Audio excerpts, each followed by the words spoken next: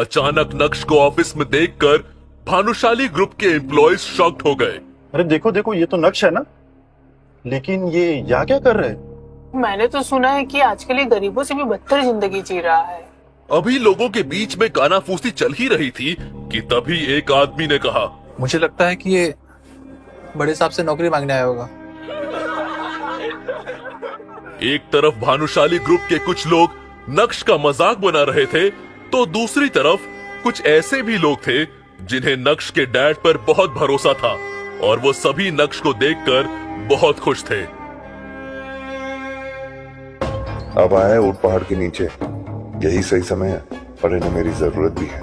मजा आना चाहिए। कैबिन में बैठे यशवर्धन को भी नक्श का बड़ी बेसब्री से इंतजार था।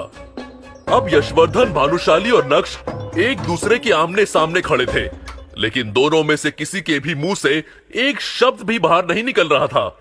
यशवर्धन और नक्श की इस मीटिंग को देखकर ऑफिस के बाकी एम्प्लॉयज भी हैरान हो गए कि अब आगे क्या होगा।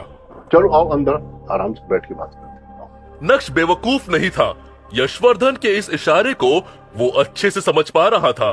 नक्श जो वीडियो अगर अच्छा लगे तो ज्यादा से ज्यादा दोस्तों को शेयर करना। कल तक चित्रा और अनीका के ताने सुन रहा था, वो आज भानुशाली ग्रुप के चेयरमैन के आलीशान कैबिन में बैठा हुआ था। नक्श बेटा कैसे हो? तुम्हें हमारी याद नहीं आई?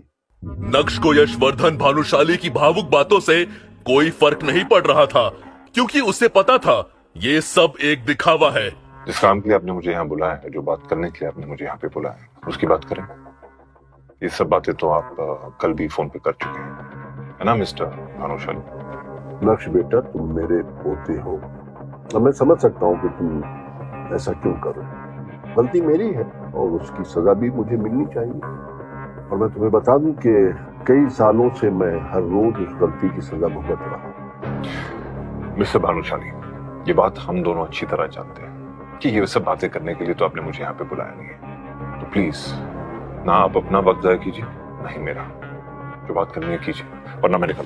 नक्श प्लीज प्लीज मत जाओ। इस भानुशाली ग्रुप को तुम्हारी जरूरत है, मुझे तुम्हारी जरूरत है। मैं चाहता हूं अपने पापा की तरह तुम इस कंपनी को संभाल लो। क्या तुम अपने दादा को माफ नहीं करोगे? वैसे तो नक्श को बहुत गुस्सा आ रहा था, लेकिन उसके पास भी यही एक मौका था जहां वो खुद की जिल्लत भरी जिंदगी को बदल सकता था। यही सोचकर उसने अपने कदम पीछे ले लिए। मैं जानता हूं बेटा कि कुछ सालों पहले मैं तुम्हारे पापा के साथ बहुत सख्ती दिखाई। अब मैं उस वीडियो अगर अच्छा लगे तो ज्यादा से ज्यादा दोस्तों को शेयर करना। गलती को सुधारना चाहता हूं। तुम्हारे पापा ने जिस कंपनी को जिस ऊंचाई तक पहुंचाया है अपना खून पसीना एक करके, अब वो डूबने के कगार पे है। मीडिया वालों ने भी बात का बतंगड़ बना दिया, जिस वजह से हमारे क्लाइंट भी जाने लगे। नक्श ने अपने दादाजी को इतना लाचार और असहाय आज से पहले कभी नहीं देखा था। मगर नक्श भानुशाली ग्रुप के सीईओ दर्पण भानुशाली यानी अपने चाचा को बिल्कुल भी पसंद नहीं करता था। अपने दादाजी की बात सुनकर नक्श को उन पर दया आने लगी। ठीक है,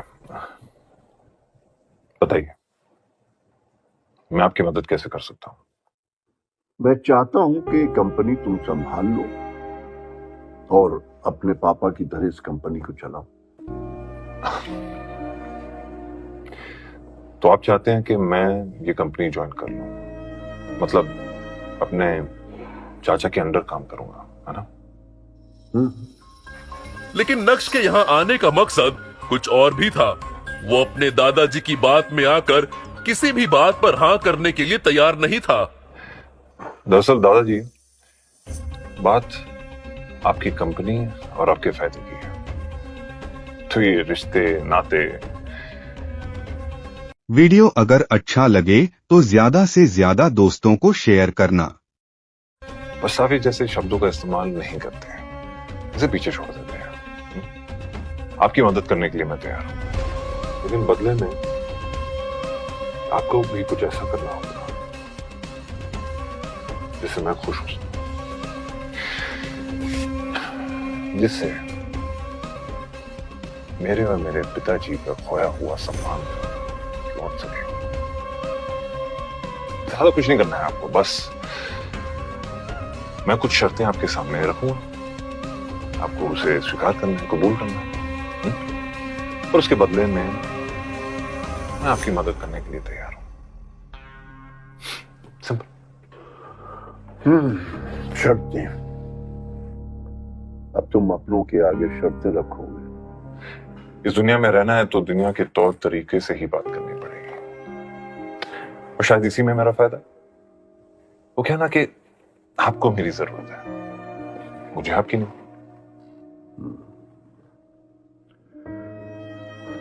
ठीक है, तुम्हें मुझसे क्या चाहिए? ये आपने की ना फायदे की बात। सबसे पहली शर्त, अब इस कंपनी में मैं दोबारा तभी लौटूंगा जब इस कंपनी का सीईओ मैं बनूंगा, ठीक उसी तरह जिस तरह मेरे चाचा ने मेरे पिताजी की जगह ले ली थी। मैं ये बात तो जानता था कि आपने मुझे भानुशाली ग्रुप ऑफ इंडस्ट्रीज को बचाने के लिए नहीं, बल्कि चाचा की कंपनी को बचाने वीडियो अगर अच्छा लगे तो ज्यादा से ज्यादा दोस्तों को शेयर करना। के लिए यहाँ पे बुलाया, लेकिन आपको अपनी गलती का जरा सा भी अफसोस नहीं हुआ। ऐसी बात नहीं है बेटा, लेकिन अच्छा ये बताओ तुम्हारी बाकी की शर्तें क्या हैं? मेरी दूसरी शर्त यह है दादाजी कि इस कंपनी को मैं तभी ज्वाइन करूंगा जब इस कंपनी में काम करने की मुझे पूरी फ्रीडम मिलेगी। इस कंपनी में कितने पैसे आ रहे हैं, कितने पैसे जा रहे हैं, सब मेरी जुरिस्डिक्शन के अंदर होगा। सब ये समझ लीजिए कि अब ये कंपनी मेरे हिसाब से चलेगी।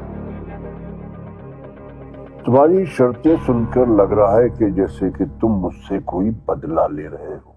मौके के दस्तूर को नक्श अपने हाथों से नहीं जाने दे सकता था, इसलिए आज कठोर होकर उसने दिल की सारी भड़ास अपने दादाजी के सामने बाहर निकाल दी थी।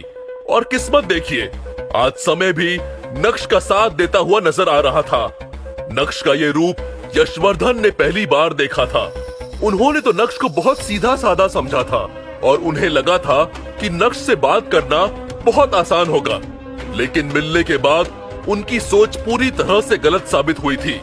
शायद उन्हें भी समझ आ गया था कि नक्श को सब पता चल गया है।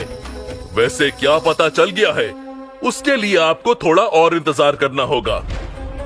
मैं नहीं जानता कि तुम्हारी इन शर्तों से तुम्हारे चाचा पर क्या गुजरेगी, लेकिन मुझे तुम्हारी शर्तें मंजूर हैं। अगले हफ्ते से तुम भानुशाली ग्रुप के सीईओ की पोस्ट पर ज्वाइन कर सकते हो।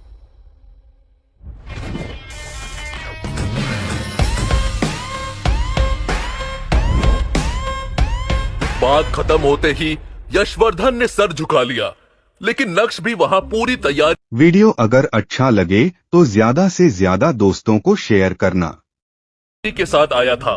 इसलिए नक्श ने अपने दादाजी के सामने एक अग्रीमेंट पेपर रखा और उसे साइन करने के लिए कहा। ये क्या है? क्या तुम्हें मुझ पर भरोसा नहीं है? अब जो कुछ भी मेरे परिवार पे गुजरा है उसके बाद तो आपके साइन पे ही मुझे भरोसा है। वैसे आपके लिए कॉपी लेके आया हूं, बस ज्यादा सोचिए मत, फॉर्मेलिटीज को पूरा करते हैं। आखिरकार हूं तो मैं आपका पोता ही, है ना? पर अपने पोते के लिए इतना तो कर ही सकते हैं, और इस बहाने शायद आपका पछतावा थोड़ा कम हो जाए।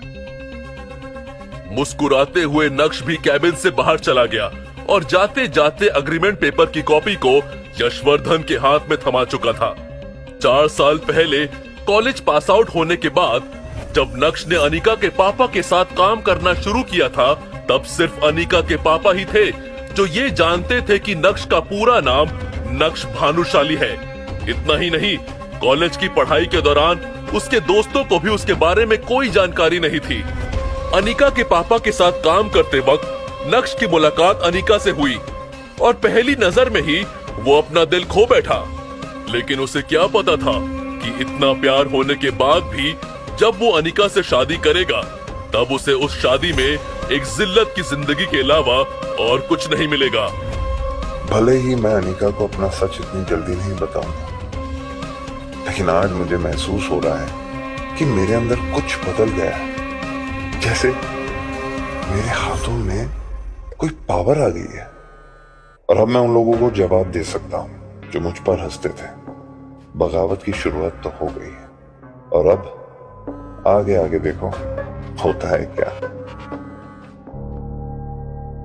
मॉम, नक्श कहाँ है? कुछ बताकर गया? फोन नहीं उठा रहा। मने खबर नहीं, कल से उसका रूप बदल सा गया हुआ है। राक्षसों जैसा हंस रहा है, नाच रहा है। वीडियो अगर अच्छा लगे तो ज्यादा से ज्यादा दोस्तों को शेयर करना। किसी को उसके बारे में कुछ नहीं पता। खाना बंद करो, ये तो पूरा दिन खाती रहती हो। अनिका,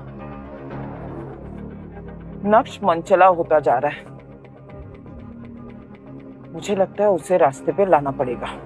चित्रा और अनिका मिलकर नक्श के साथ क्या करने का सोच रहे थे, और क्या वो नक्श का अब कुछ बिगाड़ भी पाएंगे? नक्श के बारे में ना तो अनिका कुछ जानती थी और ना ही नक्श के दोस्त। आखिर इसकी क्या वजह रही होगी? क्या नक्श को भी साइलेंट और वायलेंट रहना पसंद था?